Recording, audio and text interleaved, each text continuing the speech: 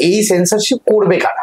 নির্মলা ভদ্রমহিলা করবেন, নাকি নরেন্দ্র মোদী করবেন, নাকি অমিত শাহ করবে? আজকে যেমন কুণাল কামরা যে যে বিষয় নিয়ে কথা বলছে সেইটা তো কথা বলতে হবে, এবং যা যা নিয়ে কথা বলেছে আম্বানির ছেলের বিয়ে থেকে আরম্ভ করে সবটা পুরো নয়া ভারত সেকশনটাতে, তো এইটা যদি সেন্সরশিপ হয় কে আটকাবে? সেন্সরশিপ তো একটা সরকারের দ্বারা চলে, তাহলে তো এই ঘটনাগুলো ঘটবেই না, কখনো এই কথাগুলো বলাই হবে না। তো এই সেন্সরশিপ করবে কারা? মানে সেন্সরশিপ করার যে মানুষগুলো হবে তাদের প্যারামিটার কি? মানে তাদের প্যারামিটার কি নির্মলা ভদ্রমহিলা করবেন, নাকি নরেন্দ্র মোদী করবেন, নাকি অমিত শাহ করবেন? দল বা পার্টির বিরুদ্ধে বা তাদেরকে নিয়ে মস্করা করা এবং ব্যক্তিগত আক্রমণ, সেটা কি ব্যক্তিগত আক্রমণ বলবো?